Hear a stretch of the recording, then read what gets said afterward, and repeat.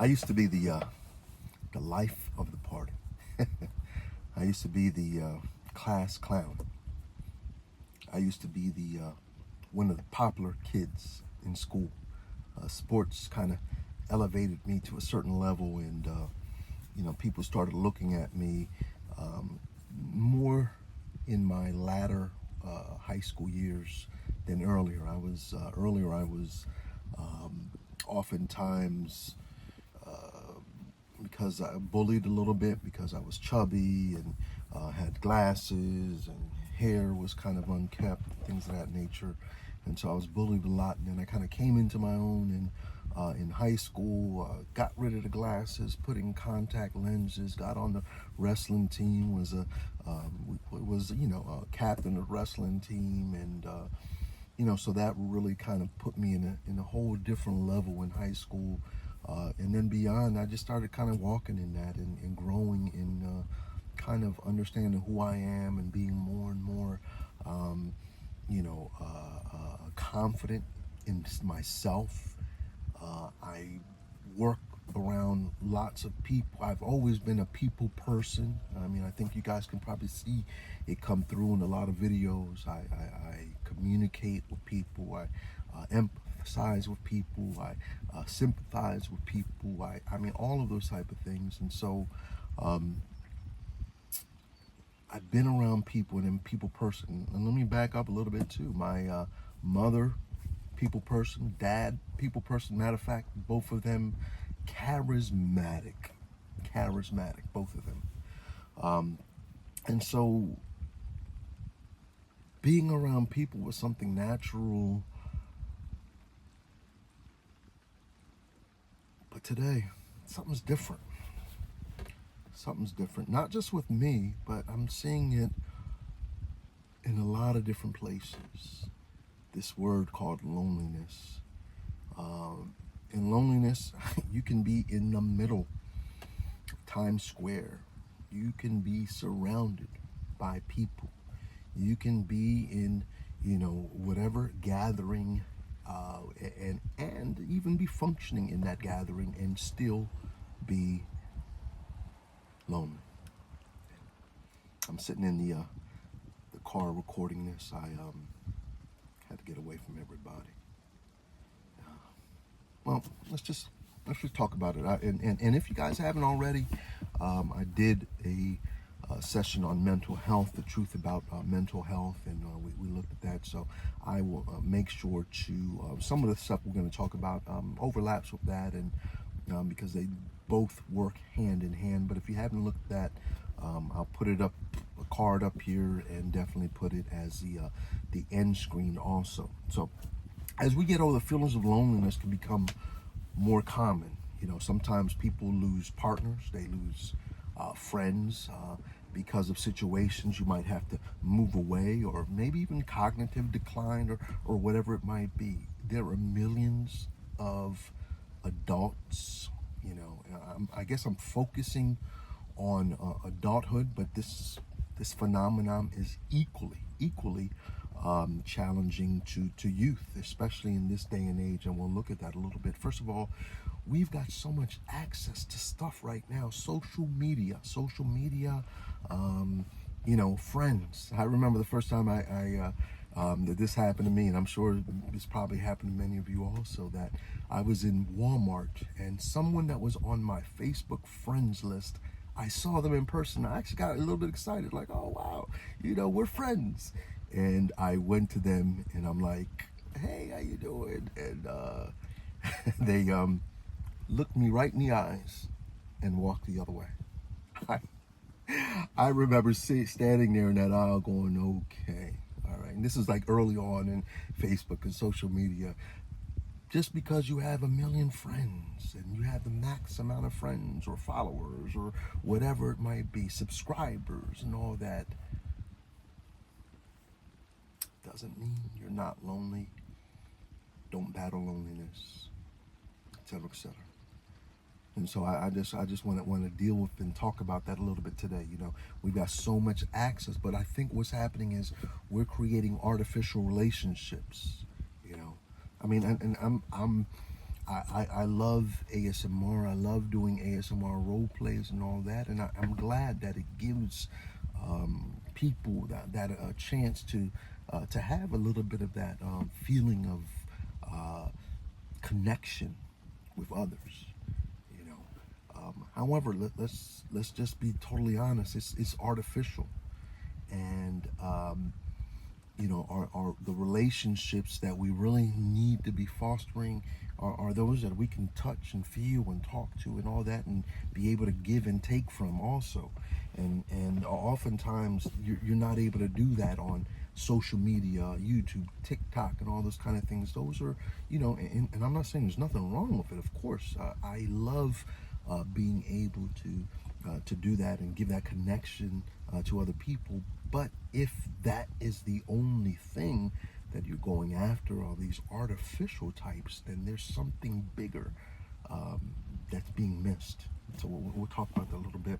I think in this world we've been kind of conditioned, in this current world we've become conditioned to isolation, and especially in the American culture and a lot of other cultures. You have a family and friend units that are all together. But think about the way we grow up.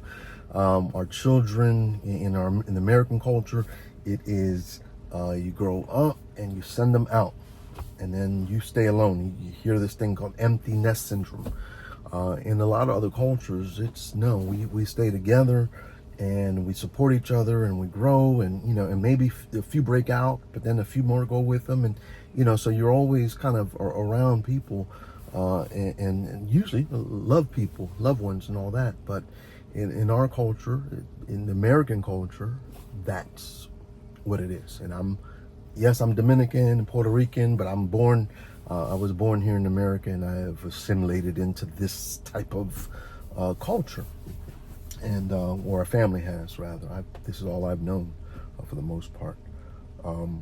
But one of the challenges is that you often, once again, like even right now, we have two daughters in the house, and one of them, she's graduated and all that, and the other one, but she's still in the house, but she's getting ready to, for the next year or so, go.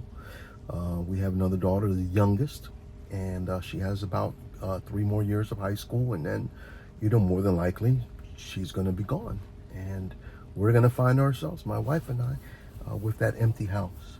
And if our relationship isn't firm and strong, then that's going to be challenging for us also, and that's probably a whole nother topic for a whole nother day. But the key is, I want to focus on this loneliness, because as I have been seeing it in a lot of people. I've been seeing it in youth that are at home, and as soon as they close the door, the only connection they have with someone is a device. Maybe mom and dad are out working, or they don't. There's just no one else home and all that, and so only time they have for connection is going to school. And then you have other people who have gone beyond that. Their only connection is work.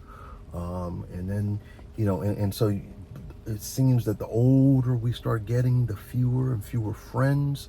And here's the other challenge: the fewer and fewer risks we take to make new friends.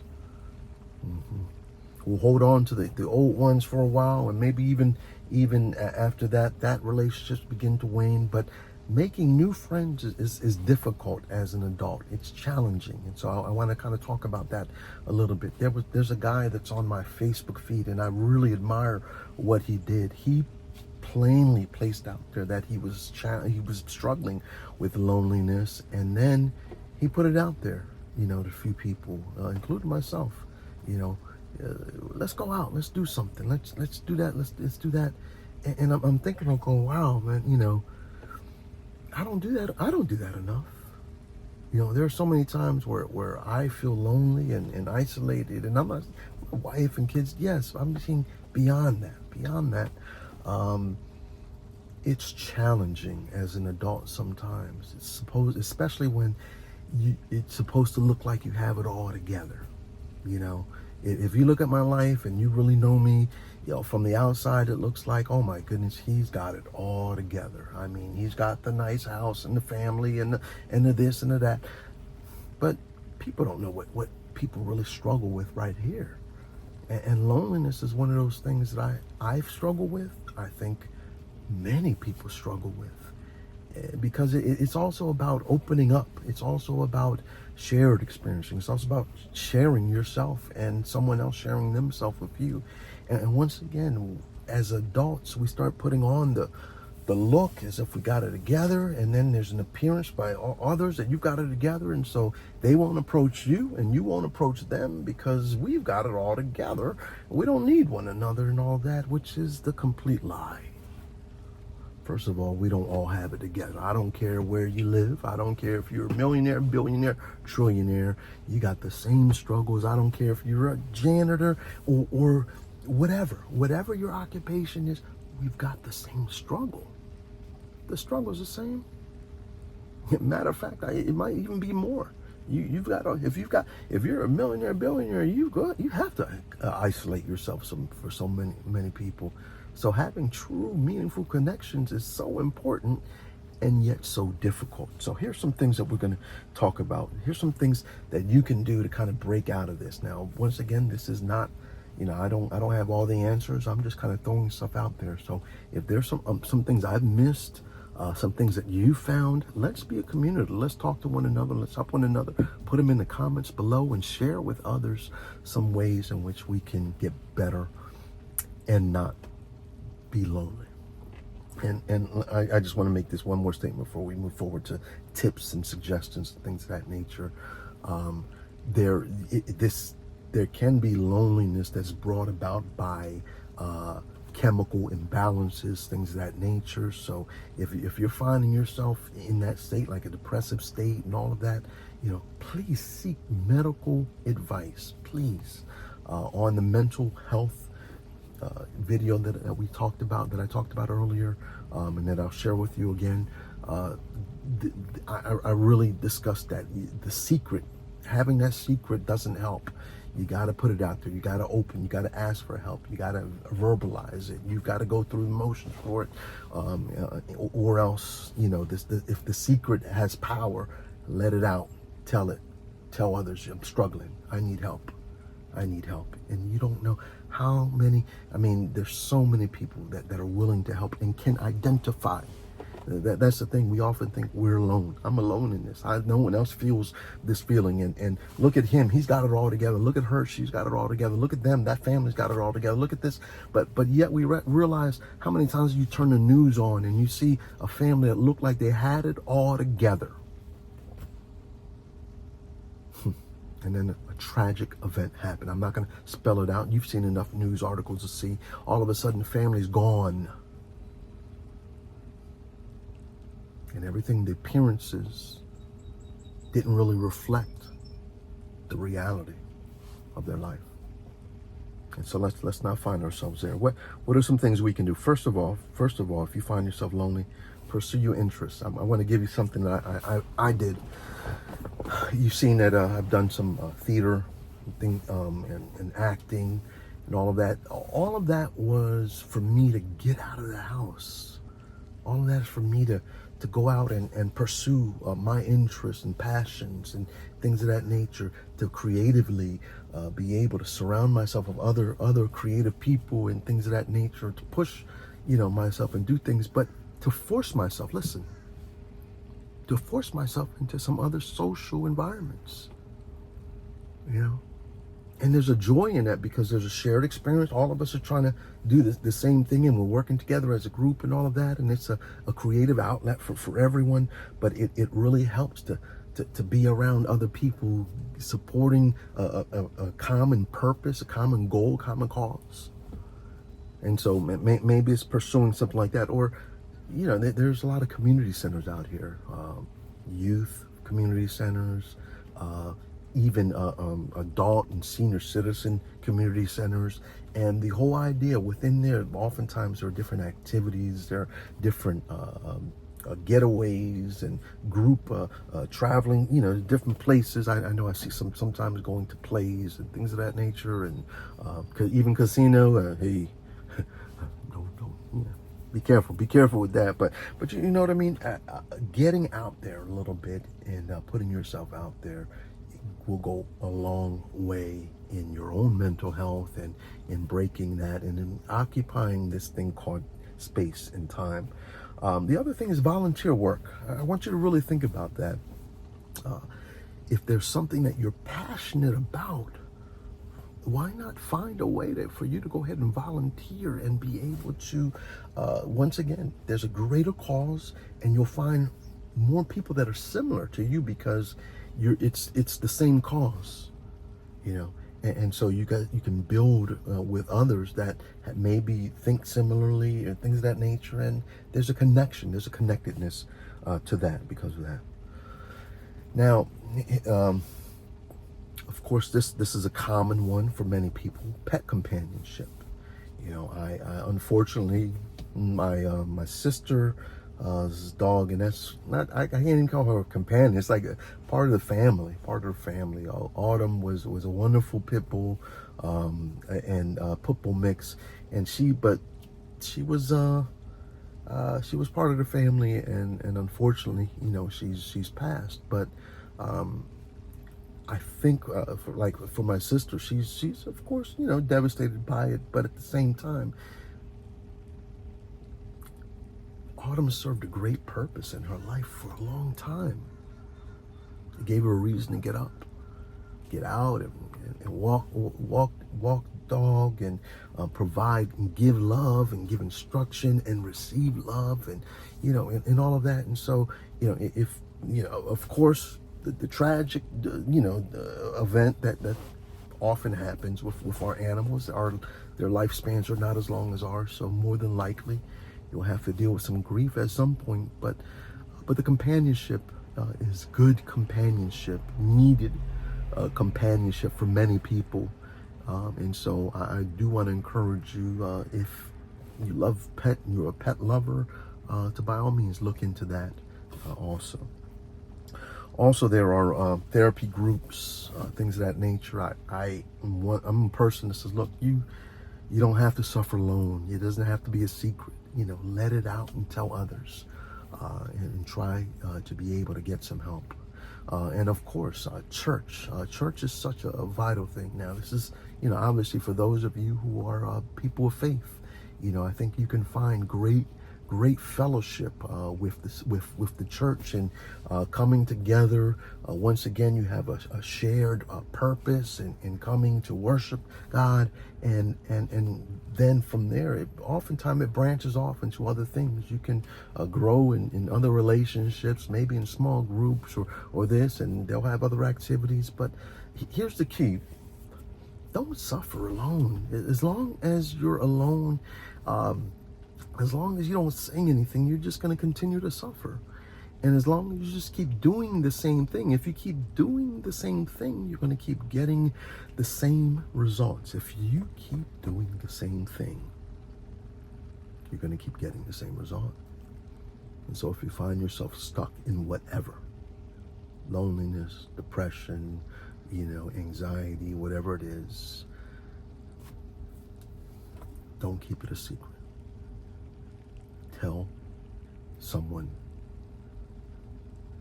And maybe in just that conversation, even, there'll be a release for you. And then all of a sudden, it's amazing how many times you just put something out into the air, into, the atmosphere. And all of a sudden, just the fact that you have verbalized it, now it's right there in the forefront of your mind. And you're thinking about it, and even times when you don't think you're thinking about it, all of a sudden something happens, and you're like, okay, all right, this might be my chance. Let me go say something. Let me go do something. Let me go explore this. Let me, brother, sister, friend, you don't have to suffer. You don't have to stay in whatever state you're in. Don't believe that lie. This is just how I am. This is just how it's going to be. Things will never change. Those are lies. And sometimes they're lies we tell ourselves because we don't really want to do the real hard work that it takes to get past it. But I'm saying it's worth it. It's worth it. It's worth it. You don't have to struggle. You don't have to stay in that pit. You can do better. Now, hope I hope you take my challenge. I hope that this encourages you. And if you have any questions, comments, anything at all that you want to add, go ahead and put it down there in the comments below. And hey, don't forget, I did another video on mental health. If you hadn't watched that yet, check it out here. Bye-bye. God bless. Take care. Don't forget, just because you're in this place doesn't mean you have to stay there. You can be better. You can do better. Go for it.